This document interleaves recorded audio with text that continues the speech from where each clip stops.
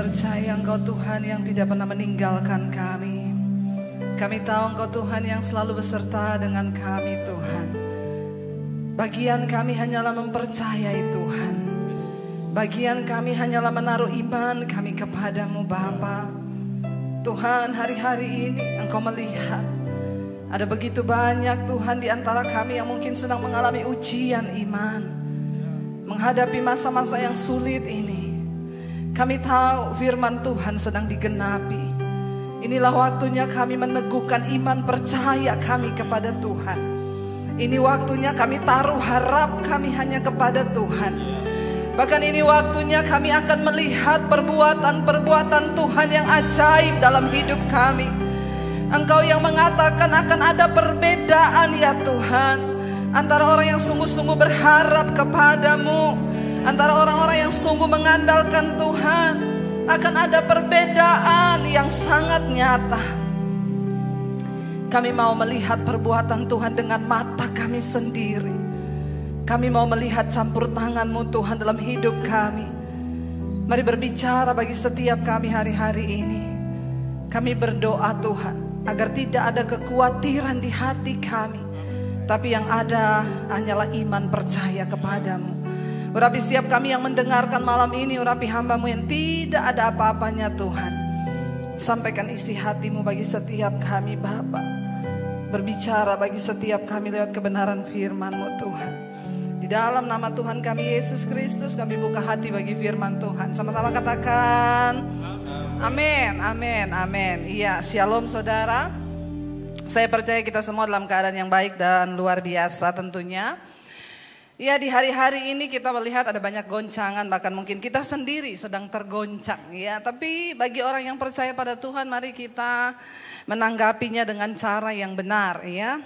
Yang terpenting adalah respon kita saudara. Semua akan terjadi, bahkan firman Tuhan bilang goncangan itu akan datang.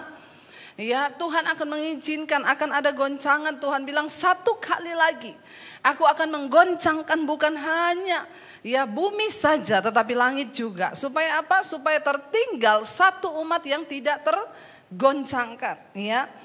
Saudara, bagaimana supaya kita ini bisa terus ya berkenan kepada Tuhan? Tentunya saudara ya, kita harus melewati yang namanya ujian iman. Hari ini ya saya memberi tema firman Tuhan yaitu bahaya kekhawatiran. Ya, adalah sesuatu yang wajar ketika manusia itu menghadapi sebuah keadaan yang sangat tidak nyaman lalu kita menjadi takut. Ya, namanya juga kita masih manusia saudara ya. Adalah sesuatu yang normal ketika seseorang itu menjadi khawatir. Tetapi saudara, jangan biarkan kekhawatiran itu menguasai hidup kita ya. Karena itu hari ini saya beri tema firman Tuhan adalah jangan khawatir saudara ya. Jangan khawatir. Ya, kayaknya kita ngomong jangan khawatir tuh enak. Ada yang bilang, Bu gampang aja Ibu ngomong jangan khawatir. Saya ini besok tanggal jatuh tempo loh. Ingat, hanya dua hal yang membuat jantung berpacu dengan cepat. Jatuh cinta dan jatuh tempo. Ya, jadi yang udah mau jatuh tempo ya banyak-banyaklah berdoa saudara ya. Tapi apapun itu kita percaya bahwa Tuhan adalah Tuhan yang menyertai. Iya, hari ini kita akan sama-sama belajar tentang bahaya kekhawatiran. Yesus berkata, jangan khawatir, jangan khawatir, jangan khawatir, dan jangan khawatir. Apa itu kekhawatiran saudara? Kekhawatiran itu adalah sebuah ketakutan yang melanda orang padahal ya sesuatu itu belum terjadi. Ya, kekhawatiran adalah ketakutan akan sesuatu yang bahkan belum terjadi. Ya, sesuatu yang belum terjadi kita sudah takut duluan. Rugi enggak saudara? Sebenarnya rugi, tapi yang namanya manusia. Ya, dan saudara kita akan sama-sama belajar kenapa Yesus berkata jangan khawatir.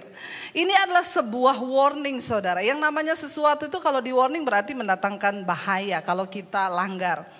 Contoh ya, kita kalau naik pesawat udah dibilang jangan mengaktifkan ya telepon seluler atau apapun ya yang bisa menyebabkan kebakaran. Jangan saudara coba. Kenapa? Karena nyawa taruhannya. Ya, nah hari ini kalau Yesus berkata jangan khawatir berarti kan ada sesuatu yang dapat menimbulkan bahaya dalam hidup kita. Kita akan sama-sama belajar. Ini alasan saudara kenapa kita nggak boleh khawatir. Ya, bahayanya itu apa ya? Yang pertama saudara, Amsal 12 ayat 25 firman Tuhan berkata begini. Kekhawatiran dalam hati membungkukkan orang, ya, tetapi perkataan yang baik menggembirakan dia.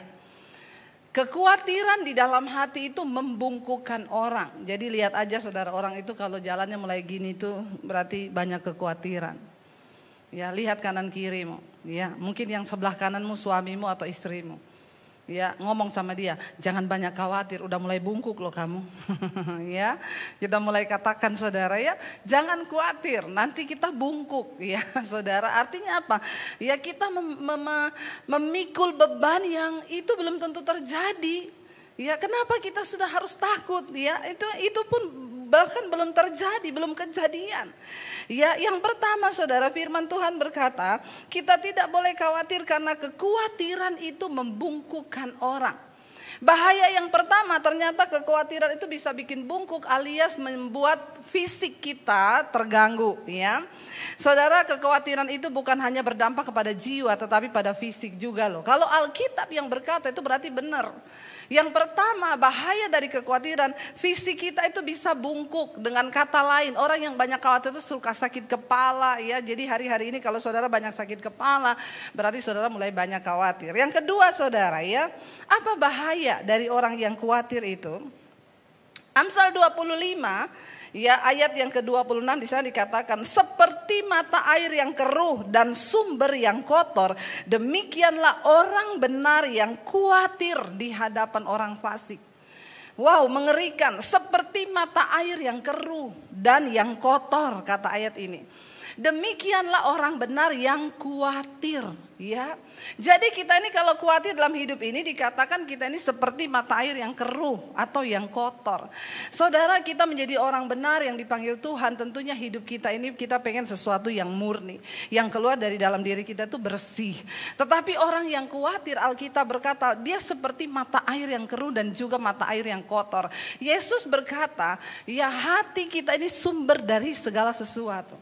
Kalau di hati kita itu bersih, maka yang keluar itu sesuatu yang bersih. Tapi kalau hati kita khawatir, maka yang keluar dalam diri kita adalah sesuatu yang kotor. Ucapannya saudara, ya, perbuatannya, tingkah lakunya itu sesuatu yang tidak benar. Kekhawatiran itu sangat berpengaruh, ya, kepada apa yang ada di luar diri kita. Karena itu hati-hati saudara. Saya percaya kita semua mau menjadi orang yang benar, menjadi orang yang seperti mata air yang murni, bukan mata air yang kotor.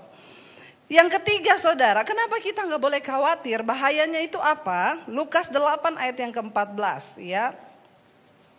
Lukas 8 ayat 14, ya, di sana Yesus berkata begini. Ya, yang jatuh dalam semak duri ialah orang yang mendengar firman. Ini Yesus sedang berbicara tentang perumpamaan firman itu seperti benih yang ditabur. Ya, ayat Lukas 8 ayat 14, yang jatuh, benih yang ditabur, yang jatuh dalam semak duri ialah orang yang telah mendengar firman itu, dan dalam pertumbuhan selanjutnya mereka terhimpit oleh kekhawatiran, ya, sehingga mereka tidak menghasilkan buah. Saudara, jadi orang yang khawatir itu saudara, dia itu seperti benih. Kalau dia mendengar firman, firman itu seperti benih yang ditabur di semak duri, ya. Artinya apa? Ketika orang itu saudara telah mendengar firman, ya, dan selanjutnya pertumbuhan itu terhimpit oleh kekhawatiran. Kenapa kita nggak pernah melihat mujizat Tuhan? Terlalu banyak khawatir hidup kita. Kenapa kita nggak pernah bisa melihat buah di dalam hidup kita? Karena kebanyakan khawatir. Nanti kita akan lihat masih banyak nih ayat tentang kekhawatiran. Kalau Yesus sudah berkata jangan khawatir, jangan khawatir, jangan khawatir, ini adalah sebuah warning saudara bagi kita. Berarti itu akan menimbulkan sesuatu yang berbahaya. Yang tadi pertama bungkuk, yang kedua kita ini seperti mata air yang keruh dan kotor. Makanya orang itu dalam hidup tidak bisa menjadi berkat. Gak usah jauh-jauh bicara jadi berkat buat bangsa-bangsa. Di dalam rumah sendiri saja. Sudahkah kita menjadi istri yang tidak khawatir sehingga yang keluar dari mulut kita itu sesuatu yang membangun? Kalau orang itu banyak khawatir, yang keluar dari mulutnya itu sesuatu yang tidak membangun. Ya, suaminya pulang kerja udah gak bawa uang, ya, istri tanya, kamu mana uang hasil kerjamu? Gak ada mah. Makanya kamu itu, ya orang seperti ini bagaimana rumah tangganya bisa diberkati saudara. Ya, kalau kita menjadi orang yang percaya pada Tuhan, tidak ada khawatir di saat suami mungkin tidak punya uang, kita menjadi istri yang menguatkan. Amin ibu-ibu. Ya, yang di rumah amin. Yang di sini ada amin. Kalau nggak ada amin, ya saya tutup dalam doa. Ya, Alkitab berkata saudara, ya kalau orang itu banyak khawatir, maka dia tidak akan berbuah dalam hidupnya. Boro-boro lihat mujizat. Ya, rumah tanggamu tidak akan diberkati, pekerjaanmu tidak akan diberkati oleh Tuhan. Bahkan apapun yang engkau lakukan dengan tanganmu tidak akan berhasil. Kenapa? Karena firman yang engkau dengar, mungkin saudara ke gereja setiap hari Minggu, mungkin saudara dengar ibadah online. Ya, setiap hari itu firman terus yang saudara dengar, atau mungkin saudara pelayanan di gereja. Ya, tapi hidupmu nggak pernah ada buahnya. Kenapa saudara? Karena banyak kekhawatiran dalam hatimu. Kita ini percaya pada Tuhan, disuruh percaya, sudah percaya saja. Ya, daripada khawatir lebih baik percaya. Orang yang tidak percaya Tuhan itu, orang yang khawatir itu sama dengan orang yang tidak mempercayai Tuhan. Sekalipun dia mendengar firman, ayat ini berkata firman itu seperti ditabur di semak duri. Ketika firman itu mau tumbuh, ya nggak bisa mati. Kenapa? Kehimpit sama semak duri. Apa yang menjadi semak duri dalam hidup manusia yang membuat firman tidak bisa bertumbuh bahkan menghasilkan buah? Salah satunya adalah kekhawatiran, kata firman Tuhan. Ya, jadi jangan khawatir saudara. Kenapa? Karena khawatir bisa membunuh benih firman yang ada dalam hidupmu. Firman yang kita dengar itu harus bertumbuh di tanah yang subur. Ya, ketika firman itu mau tumbuh, ini firman bicara tentang iman. Waktu kita mendengar firman, Alkitab berkata iman timbul dari pendengaran, yaitu pendengaran akan firman. Untuk kita bisa percaya kepada firman Tuhan itu butuh latihan saudara. Ya. Sampai hari ini saya tetap mempercayai Tuhan. Apakah pertama saya percaya, saya terima Yesus, saya langsung percaya seperti sekarang ini? Enggak. Ada latihan iman. Ya, bagaimana kita melatih kadar iman orang itu berbeda-beda. Tergantung dari rasa percayanya pada Tuhan. Kenapa kita nggak boleh khawatir? Karena Alkitab berkata iman itu tumbuh dari pendengaran, pendengaran akan firman. Nah, kalau kita mendengar firman tapi hati kita khawatir, itu menjadi semak duri yang menghambat pertumbuhan firman yang engkau dengar. Karena itu dengar baik-baik Bapak Ibu yang terkasih, kekhawatiran itu sangat berbahaya. Yesus mengingatkan, jangan khawatir. Engkau dengar firman sebanyak apapun, engkau hafal firman sebanyak apapun. Kalau engkau punya kekhawatiran, firman itu hanya baru mau bertumbuh di hati, langsung dihalangi oleh semak tadi, yaitu kekhawatiran kita. Bagaimana kita bisa melihat iman kita kuat kalau kita itu khawatir? Apalagi melihat buah dalam hidupmu, apalagi melihat buah dalam pelayananmu. Padahal Alkitab berkata kalau Yesus datang kedua kali, dia tidak mencari pelayanan yang hebat, dia nggak cari orang yang punya karunia hebat, dia nggak cari orang yang punya gereja besar. Waktu Yesus datang kedua kali yang dia cari apa? Buah dari hidup kita. Tapi bagaimana mungkin kita berbuah kalau kita punya kekhawatiran? Ya, ayat ini jelas berkata orang yang mendengarkan firman tetapi dia khawatir itu seumpama dia menabur benih di satu tanah yang penuh dengan semak duri. Mungkin benih itu baru mau tumbuh saudara, tetapi karena kekhawatiran itu menghimpit benih itu, gak jadi tumbuh. Jangankan berbuah, tumbuh aja gak.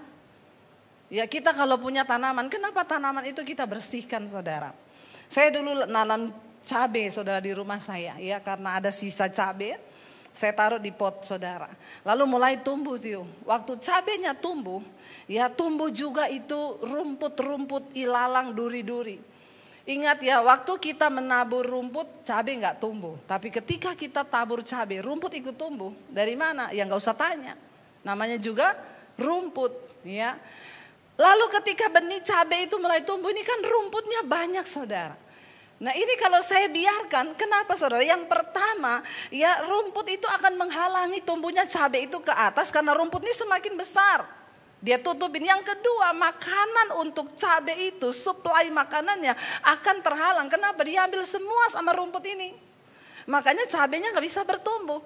Kekhawatiran di dalam hidup kita itu mengambil semua energi positif dari firman Tuhan atas hidup kita.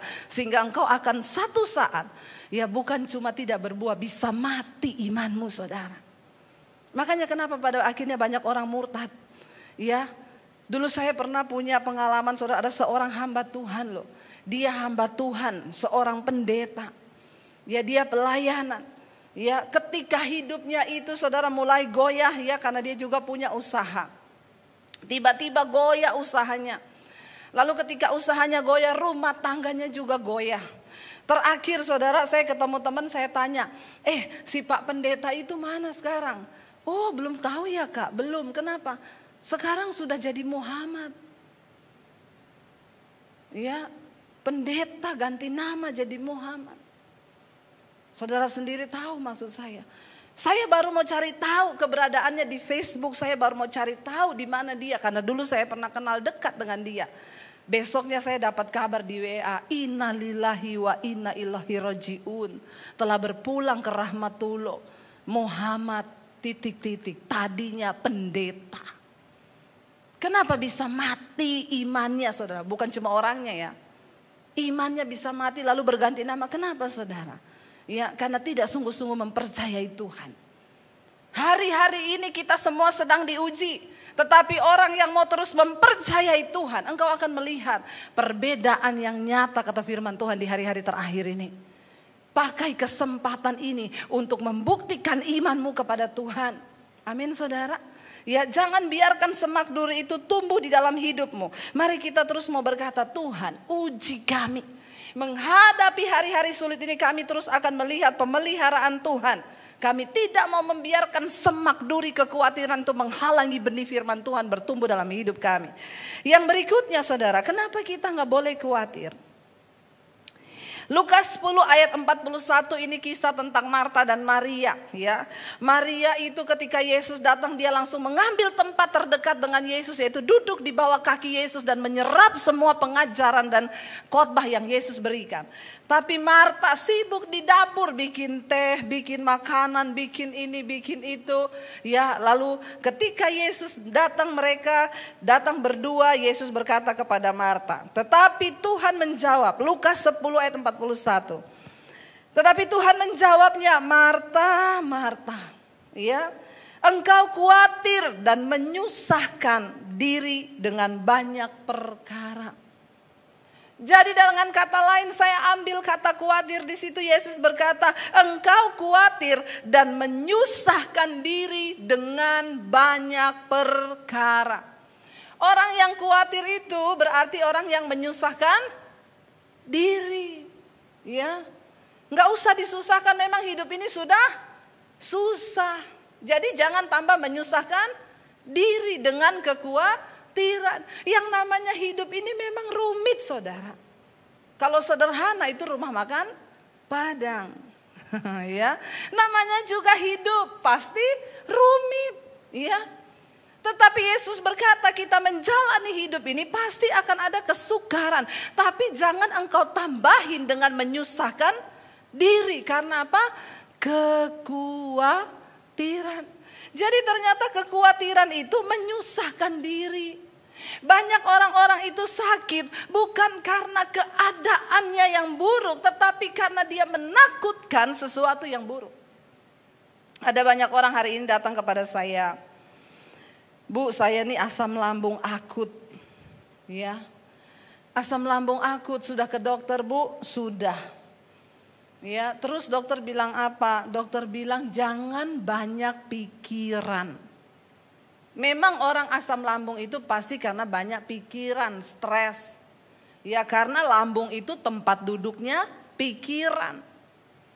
Ya. Jadi saudara, saya bilang terus Ibu, ya, apa yang Ibu pikir? Dan yang lucunya saudara, waktu saya tanya begitu, enggak sadar ngomong gini, ya sebenarnya sih saya enggak mikir apa-apa. Tapi dari caranya ngomong aja saya tahu ini ibu ini punya banyak kesusahan diri.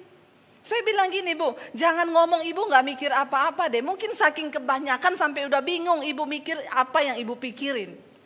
Saking kebanyakan. Sekarang saya mau tanya dulu. Sekarang ini ibu ada masalah apa yang paling bermasalah dalam ibu ini? Ibu ini sekarang siapa? Saya ini saudara setiap hari nangani konseling. Ya kadang-kadang makanya saya bilang ya aduh ya. Saya sama suami saya ngobrol-ngobrol. Terus kalau pendeta ada masalah konseling sama siapa ya? Pendeta gak boleh konseling.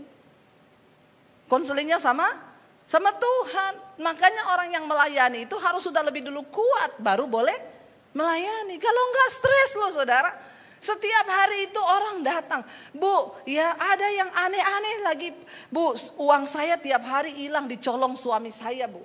Apa yang harus saya lakukan? Saya bilang jangan didoakan itu uang. Ibu taruh di bank biar tidak dicolong suamimu. Ya, yang begini ditanyain sama saya loh saudara. Ya, ada lagi bu, jadi kredit rumah saya ini kan sudah mau jatuh tempo bu. Menurut ibu itu gimana ya? Saya jual atau biarin diambil bank? Ibu konsultasikan dengan pihak bank saja. Jangan tanya sama saya. Ya, karena saya bukan orang bank. Jadi aneh-aneh saudara, tapi ya itulah ya kita nih hamba Tuhan harus siap. Lalu saya tanya ibu itu, bu coba ibu pikir deh. Ibu punya masalah yang paling rumit sekarang yang sedang jadi beban di hati ibu itu apa? Saya ini lagi berantem sama anak saya bu. Nah iya kan tadinya katanya tidak ada pikiran. Tapi waktu saya tanya, saya ini lagi berantem sama anak saya bu. Kenapa anak ibu? Jadi gini bu, saya itu kan ya saya itu mau ya hidup dia itu ya lebih baik ke depan. Saya itu maunya gini, ya dia sih sudah kerja bu. Puji Tuhan dapat pekerjaan yang bagus. Ya jadi saya maunya itu dia itu begini. Ibu, saya tahu kenapa ibu asam lambung. Anaknya ibu udah gede tua, ibu atur semua hidupnya. Kenapa ibu stres? Terlalu banyak khawatir di hatimu. Jadi dia itu tiap hari negur anaknya, kamu itu gini ya, nanti kalau cari jodoh tuh begini, nanti kalau gini. Nah, ibu dia kan udah gede. Tapi saya gak mau dia salah pergaulan. Saya tahu bu, semua orang tua itu gak mau anaknya salah pergaulan.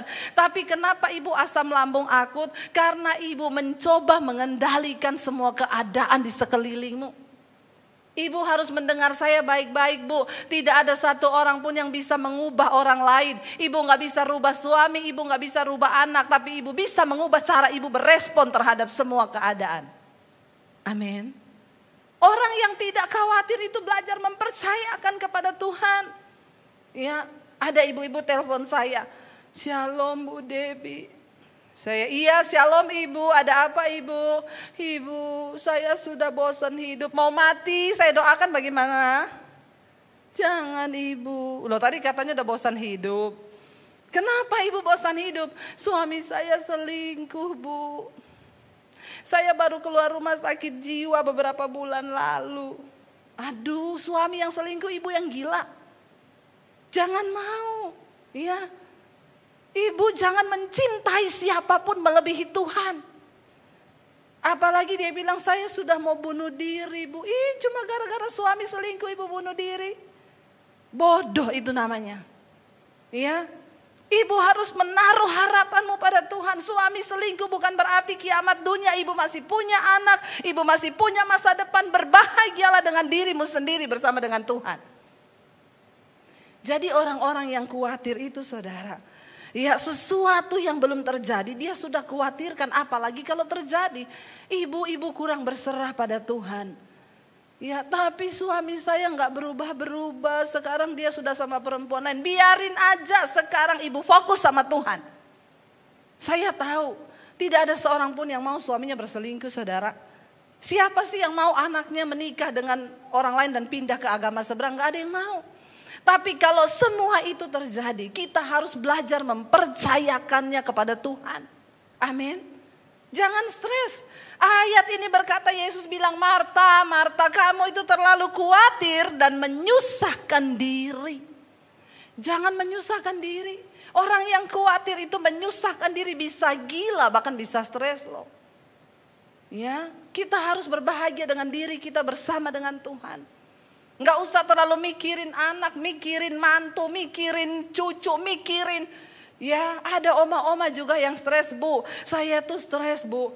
Ya, cucu saya itu tadi saya yang besarin, saya yang gedein. Sekarang diambil sama mamanya. Terus masalahnya apa, Bu? Ya itu kan mamanya dia. Tapi kan saya maunya cucu itu tinggal sama saya. Ya kan mamanya yang lebih berhak. Saya hari-hari ini stres, Bu, kena asam lambung. Iya, karena ibu menyusahkan diri. Dia takut kalau cucunya dibesarkan anaknya itu nanti akan salah. Dia berpikir dialah yang paling benar. Saudara, belajar mempersembahkan hidup, menyerahkan hidup itu kepada Tuhan. Kenapa? Karena orang yang khawatir itu hanya menyusahkan diri. Ada banyak hal orang mengalami masalah dalam hidupnya, kenapa? Menyusahkan diri. Rumah tangga anak diatur, hidupnya menantu diatur, hidup cucu diatur, anaknya ngurusan cucunya dia yang atur. Rempong gak hidup kita? Ada banyak hal yang bisa kita lakukan untuk tidak usah menyusahkan diri, apalagi dengan kekhawatiran. Akhirnya karena kita berusaha mengendalikan anak mantu, kita menjadi khawatir, lalu kita stres, kita takut. Ingat, kenapa kita gak boleh khawatir? Karena kekhawatiran itu menyusahkan diri. Berbahagialah bersama dengan Tuhan. Kenapa kita gak boleh khawatir? Yang berikutnya, Matius pasal yang ke-6 ayat 27, Yesus berkata begini. Siapakah di antara kamu yang karena kekhawatirannya dapat menambahkan sehasta saja pada jalan hidupnya? Siapakah di antara kita yang karena khawatir terus kita melihat mujizat gitu? Justru kekhawatiran itu adalah penghambat mujizat dalam hidup kita. Jangan takutkan sesuatu yang belum terjadi. Ya, jangan saudara, percayakan pada Tuhan hari ini. Jangan takutkan apapun yang belum terjadi. Ketika engkau khawatir itu artinya engkau tidak mempercayai Tuhan. Ya, lawannya khawatir itu adalah percaya. Ya, jangan saudara, karena Yesus berkata, dengan kekhawatiranmu, apakah engkau bisa menambahkan sehasta saja pada jalan hidupmu? Enggak kan? Ya, kita khawatir juga enggak nambah apa-apa. Daripada khawatir lebih baik bersuka cita. Kita khawatir juga kita enggak melihat mujizat. Kita khawatir juga kita tidak melihat sesuatu yang positif yang bisa terjadi. Jadi daripada khawatir membawa kita di dalam persoalan, menyusahkan diri, bahkan sakit penyakit. Jangankan khawatir saudara ya. Mungkin hari ini kalau ada ibu-ibu yang suamimu berselingkuh atau engkau punya masalah dengan anak, engkau pun harus belajar mempercayai Tuhan. Ya, sekalipun sudah ada masalah aja kita harus belajar mempercayai Tuhan. Apalagi sesuatu yang belum terjadi. Ya, jangan saudara, kita mau terus percaya, bersandar pada Tuhan, berharap. Ya, lalu kita lihat yang berikutnya saudara. Ya, jadi ingatlah saudara ya bahwa karena kekhawatiranmu engkau nggak bisa tambah apapun. Ya, engkau nggak bisa bayar cicilan dengan kekhawatiran. Ya, engkau nggak bisa menambahkan jumlah rekeningmu dengan kekhawatiranmu. Lebih baik belajar percaya. Ya, ada kesaksian dari seorang ibu, Bu, ya tadinya saya itu khawatir banget karena masalah keuangan ya, di dalam pandemi ini keuangan suami dan saya itu dalam rumah tangga agak berkurang. Tapi setiap malam saya mendengarkan khotbah-khotbah ibu ya, dan ketika khawatir itu datang saya berdoa, Tuhan aku mempercayai Engkau. Tuhan yang sanggup memelihara hidup kami. Di saat benar-benar saya lagi butuh uang, Bu. Ya, tiba-tiba ada sejumlah transferan masuk di rekening saya. Yang itu tulisannya adalah komisi gaji. Ya, saya bilang, Bu, ketika engkau belajar mempercayai Tuhan, maka engkau akan melihat mujizat. Tapi ketika engkau khawatir, takut, maka itu akan menjadi penghalang mujizat terjadi atas hidupmu. Tuhan tidak bisa bekerja ketika engkau khawatir. Ya, Tuhan akan melakukan firman-Nya kepada orang-orang yang tidak khawatir. Mari hari-hari ini saudara, kita mau belajar terus memperkatakan firman Tuhan. Saudara, yang berikutnya kita akan lihat saudara ya. Saya percaya ketika kita khawatir itu hanya akan mendatangkan sesuatu yang negatif. Tetapi ketika kita mau terus belajar mempercayai Tuhan, ini alasannya kenapa juga kita nggak boleh khawatir. Tadi sebab ya apa sebab kalau kita khawatir. Sekarang alasan kita tidak boleh khawatir ini. Matius 6 ayat 32 sampai 34, Yesus berkata begini. Ya. Yesus berkata di Matius 6 ini semua jangan khawatir. Kalau saudara baca dari satu perikop ini, Ya, Yesus berkata jangan kamu khawatir akan makanan, jangan khawatir akan pakaian. Kenapa? Karena tubuh itu lebih penting daripada makanan, daripada pakaian, dan hidup itu lebih penting daripada makanan. Ya, lalu pasal 6 ayat 32 dan 34 sampai 34 Yesus berkata begini. Semua itu dicari bangsa-bangsa yang tidak mengenal Allah, ya. Akan tetapi Bapamu yang di sorga tahu bahwa kamu memerlukan semuanya itu. Ya, tetapi carilah dahulu kerajaan Allah dan kebenarannya, maka semuanya itu akan ditambahkan kepadamu. Sebab itu janganlah kamu khawatir akan hari besok, karena besok mempunyai kesusahannya sendiri. Kesusahan sehari cukup untuk sehari. Ya, ini alasan kenapa kita nggak boleh khawatir.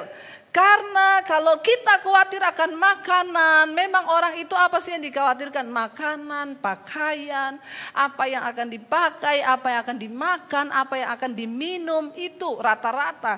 Ya, kenapa kita nggak boleh mengkhawatirkan hidup kita? Karena semua itu dicari oleh orang-orang yang tidak mengenal Allah. Artinya apa? Kalau kita mengkhawatirkan sesuatu yang di dunia ini, maka kita sedang gagal fokus. Ya, engkau gagal fokus, saudara. Waktu engkau fokus pada Tuhan, bukankah Dia Bapa pencipta segala sesuatu? Ya, saudara, kalau engkau tidak beriman, ya jangan coba ikut Tuhan. Ya, karena hanya orang-orang yang beriman yang boleh sungguh-sungguh mengikuti Tuhan. Apa itu iman? Dasar dari segala sesuatu yang kita harapkan dan bukti dari segala sesuatu yang belum kita lihat. Saya mengerti karena keadaan zaman kesusahan ini, hari-hari ini banyak orang terus memakai kekuatan pikiran. Tapi jangan pernah lupa Tuhan itu turut bekerja untuk mendatangkan kebaikan bagi orang-orang yang mengasihi Dia. Kita harus masih tetap percaya. Ada alam supranatural di mana Tuhan sanggup bekerja di dalamnya. Sesuatu yang gak pernah terpikir. Ya, saya kemarin mendengar kesaksian dari seseorang, saudara. Dia menelpon saya, dia setia mendengarkan khotbah-khotbah saya di YouTube saya. Dia cerita, dia pulang dari Amerika lalu dia menikah. Ketika dia menikah, dia akhirnya harus tinggal di Indonesia. Tapi tiba-tiba saudara, dia sudah meninggalkan semua kenyamanan di Amerika. Dia bilang, ibu bayangkan dalam usia muda saya sudah jadi milioner, bu. Dengan gaji saya di sana yang begitu besar. Tapi saya harus meninggalkan semuanya, saya harus menikah di Indonesia. Dan kalau saya di Indonesia, saya lebih dekat dengan Tuhan. Kalau di sana memang saya dapat semua uang, kekayaan, jabatan, tapi saya jauh dari Tuhan. Disitulah saya harus memilih. Saya harus ikut Tuhan, sungguh-sungguh dengan Tuhan, tapi pulang meninggalkan semua kenyamanan itu. Ya, saya sudah dijanjikan untuk sebuah tempat tinggal di tempat kalangan yang mewah di Amerika, bu. Tapi saya harus memilih. Kenapa? Karena kalau saya di sana terus pergaulan membuat saya jauh dari Tuhan. Akhirnya dia balik ke Indonesia, dia memutuskan untuk memilih hubungan dekat dengan Tuhan. Dia tinggalkan segala kenyamanan sampai di Indonesia. Dia memulai merintis pekerjaan.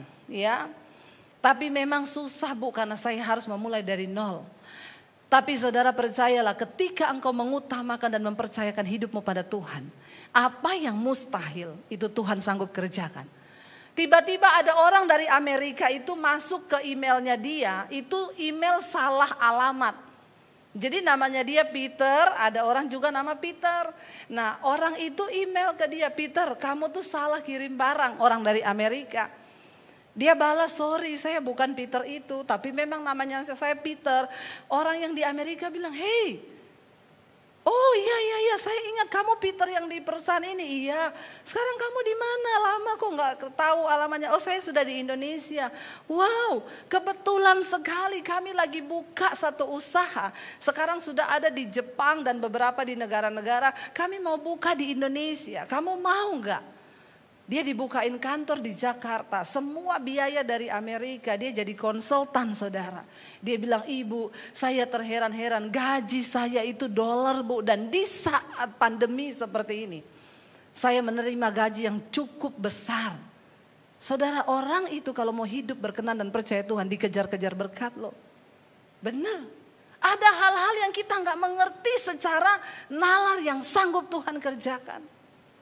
Di masa pandemi ini ketika juga saya pertama kali waktu mau masuk pandemi, saya dan suami agak ketakutan. Ya semua jadwal cancel. Semua Bu, maaf ya jadwal di cancel. Padahal saya ini kan sudah 1 tahun ke depan itu udah ada jadwal. Tapi karena pandemi semua satu persatu Bu, cancel dulu ya cancel. Sampai kapan? Nggak tahu. Sampai kapan kita juga belum tahu. Secara manusia kami itu hidup dari pelayanan. Ya kita nggak tahu mau berharap di mana pas anak saya mau masuk kuliah. Begitu banyak ketakutan di benak kami. Ya, tetapi Tuhan itu sanggup membuka jalan. Saudara tahu sampai hari ini pelayanan saya begitu padat dari sebelum pandemi. Sekarang pelayanan lewat Zoom yang undang bukan cuma dari Indonesia, dari Amerika, dari Paris, dari semua negara-negara. Bahkan yang mengherankan lagi di pandemi ini tiba-tiba saya bisa melukis. Ya dan itu wow luar biasa, saya tidak menyangka saudara. Ya sekarang kebanjiran pesanan lukisan. Tapi apa yang Tuhan buat? Ya di saat anak saya pas mau masuk kuliah, ada orang yang beli lukisan saya 75 juta. Saya bersaksi untuk kemuliaan Tuhan. Dan sampai hari ini saya melihat Tuhan pelihara kami. Orang-orang yang berjalan dan menaruh iman dan harapnya. Ketika kami mulai memasuki pandemi, kami berkata kita nggak tahu nanti hidup bagaimana. Ke depan bagaimana, semua jadwal cancel. Tapi kami berdua, saya dan suami memutuskan untuk menaruh iman dan harap kami pada Tuhan. Apa yang kami lakukan saudara? Saya dan suami berkata kita pernah melewati yang lebih buruk dari ini. Makanya bersyukur kalau saudara sudah pernah melewati yang buruk. Ya, nggak ada yang lebih buruk mungkin. Saya berkata saya pernah melewati semua yang buruk. Saya pernah hidup tanpa uang 1 sen pun. Tanpa satu orang pun menjadi sandaran di hidup saya. Saya sudah pernah melewati itu. Saya bilang sama suami saya. Ya saya sudah pernah melewati yang terburuk di hidup saya. Tapi Tuhan gak pernah tinggalkan saya. Apalagi cuma yang begini. Ini mah biasa. Ya. Di saat kita nggak punya apa-apa aja Tuhan menyertai, apalagi ini saudara ya. Kita sudah lebih daripada yang dulu, kita nggak perlu takut, taruh iman kita pada Tuhan. Dan saya mau bersaksi kepada saudara, hari-hari ini kami diberkati sangat-sangat luar biasa. Dan bukan cuma itu, kita harus menjadi berkat juga bagi orang yang lain. Saudara saya melihat, ketika kita menaruh harapan, jangan khawatir. Yesus bilang itu semua dicari oleh bangsa-bangsa yang tidak mengenal Allah. Ya, jangan pikir itu. Kenapa saudara? Karena Yesus bilang kesusahan sehari cukup untuk sehari. Besok itu ada kesusahannya sendiri. Jangan saudara pikir yang besok belum terjadi. Pikir aja yang sekarang. Amin saudara. Ya, ada orang-orang yang kebingungan, yang kaya-kaya banget. Bu saya ketakutan. Kenapa? Kalau saya mati nanti harta saya mau dikemanain loh. Mikir mau kasih harta aja bingung loh. Ya, saya bilang kan belum tahu matinya kapan kan? Iya, tapi saya bingung. Ya udah kalau mati aja nggak apa-apa. Hartanya biar yang urus orang lain. Amin saudara. Ngapain sih kita berat-beratkan hidup, menyusahkan diri, memikirkan yang aneh-aneh. Mari kita fokus hanya pada Tuhan. Kesusahan sehari cukup untuk sehari. Besok ada kesusahannya sendiri. Kita lihat yang berikutnya saudara. Ya kenapa? Apa alasan kita itu nggak perlu khawatir? Jadi ingat ya, semua itu dicari oleh bangsa-bangsa yang tidak mengenal Allah. Yesus berkata, akan tetapi Bapamu yang di sorga ya, tahu bahwa kamu memerlukan semua itu. Ingat, Bapa itu maha tahu. Tapi kita sok tahu.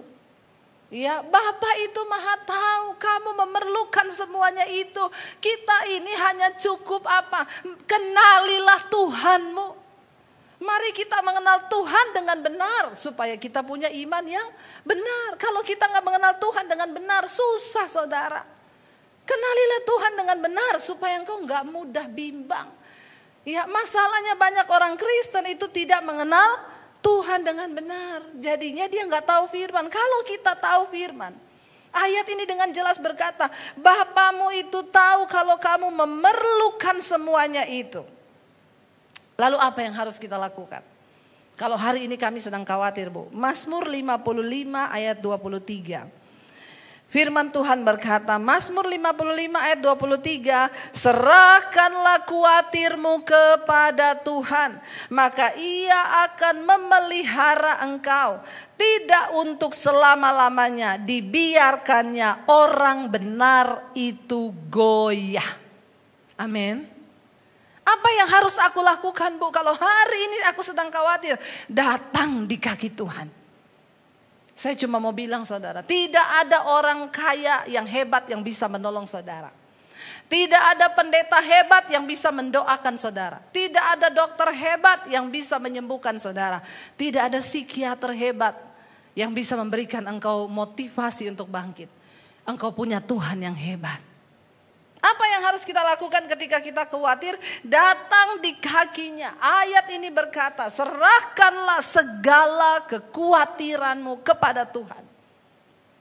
Sebab Dia yang menanggung engkau. Karena tidak untuk selama-lamanya dibiarkannya orang benar itu goyah.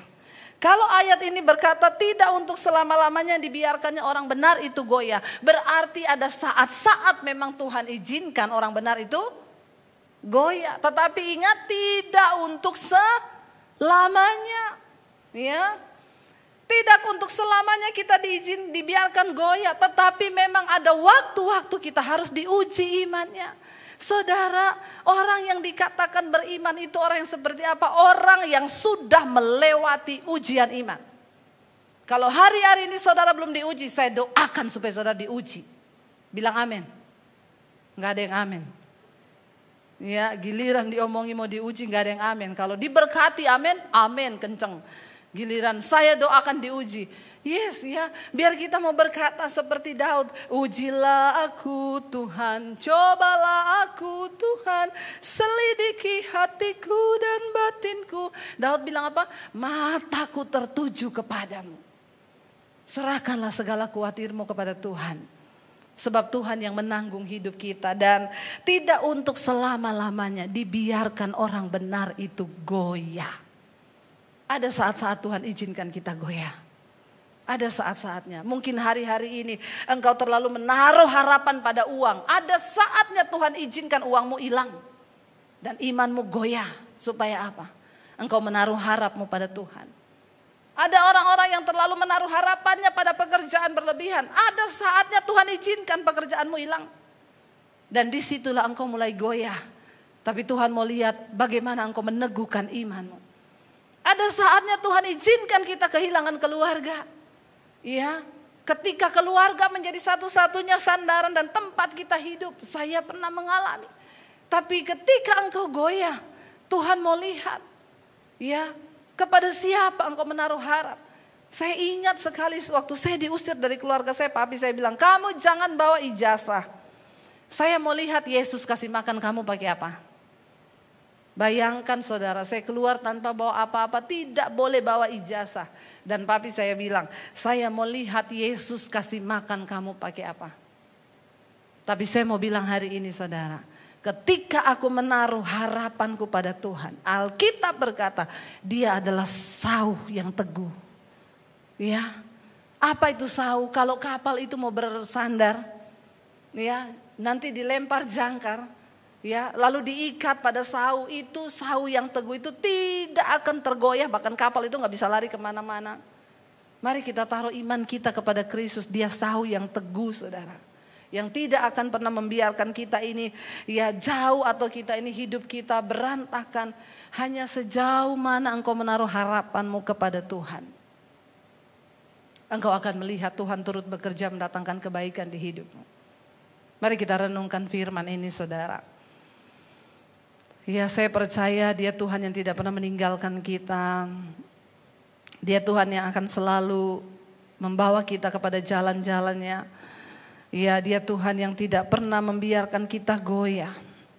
Tidak untuk selama-lamanya orang benar itu dibiarkan goyah. Waktu engkau datang pada Tuhan, waktu engkau berseru kepada Yesus, Dia Tuhan yang sanggup melakukan segala perkara di dalam hidup kita. Ku percaya Kau Tuhan yang sanggup menaklukkan segala perkara di dalam hidup kami Tuhan. Kami mau terus percaya Apapun kekhawatiran kami hari ini, kami mau taruh di bawah kaki-Mu Bapa. Engkau melihat setiap kami yang sedang ketakutan. Engkau melihat setiap kami yang sedang tidak berdaya menghadapi hari-hari ini. Kami taruh semua di kaki-Mu Bapa. Di dalam segala ketidakberdayaan kami, di dalam keputusasaan kami, kami mau berkata, Engkau sauh yang kuat bagi jiwa kami. Tidak untuk selamanya Engkau biarkan kami goyah Tuhan. Mari angkat tangan. Ku percaya Kau Tuhan yang sanggup menaklukkan semua perkaraku.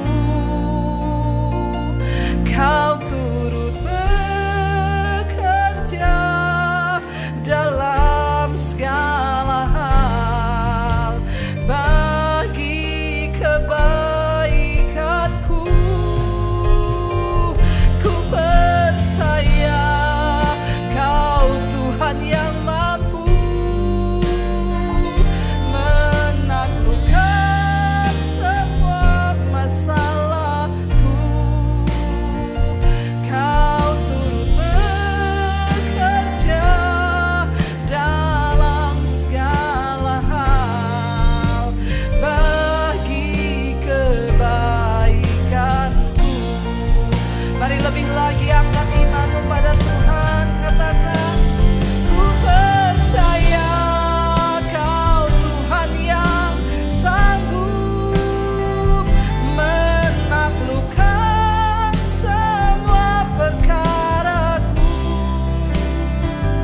Kau turut bekerja dalam segala hal bagi kebaikanku. Ku percaya Kau Tuhan yang mampu menaklukkan semua masalahku. Kau turut bekerja dalam segala hal bagi kebaikanku. Kami percaya Engkau Tuhan yang sanggup menaklukkan segala persoalan di hidup kami. Engkau Tuhan yang mampu menyelesaikannya bagi hidup kami. Bagian kami adalah datang di kaki Tuhan, menyerahkan seluruh hidup kami. Tidak untuk selama-lamanya orang benar itu dibiarkan goyah. Terima kasih Bapa buat segala kebaikan dan kebaikan Tuhan. Kami bersyukur buat hari ini Engkau baik dalam hidup kami Tuhan. Mari kita angkat tangan kita saudara. Kita akan mengakhiri ibadah ini. Kita mau berdoa. Bapa terima kasih. Kami percaya Engkau sanggup bekerja atas setiap persoalan kami. Bahkan atas bangsa ini Tuhan memberkati. Kami percaya yang sakit disembuhkan, yang berbeban berat Engkau berikan kelegaan. Bahkan kami memiliki iman yang teguh di dalam Tuhan. Mari buka hati dan tanganmu untuk menerima berkat Tuhan malam hari ini. Diberkatilah Engkau dalam kehidupanmu, diberkati kesehatanmu, diberkati rumah tanggamu, diberkati pekerjaanmu, diberkati keuanganmu. Tuhan akan mencukupkan semua yang kau butuhkan, bahkan hidupmu menjadi berkat bagi banyak orang. Terimalah kiranya berkat dari Allah Bapa, cinta kasih Tuhan Yesus Kristus, penyertaan Allah Roh Kudus menyertai hidupmu mulai dari hari ini bahkan sampai kali yang kedua. Tuhan Yesus menjemput kita semua, namamu tercatat di dalam kitab kehidupan. Dalam nama Yesus yang percaya diberkati Tuhan, katakan bersama, amin. Tuhan memberkati. Shalom. Jika Anda diberkati dengan channel saya, jangan lupa tekan tombol subscribe. Dan jangan lupa like, share, dan komen. Dan jangan lupa untuk mengklik tombol lonceng di bawah ini. Supaya Anda mendapatkan pemberitahuan setiap kali saya mengupload video-video yang baru. Jangan takut karena gratis. Tuhan memberkati. Ku percaya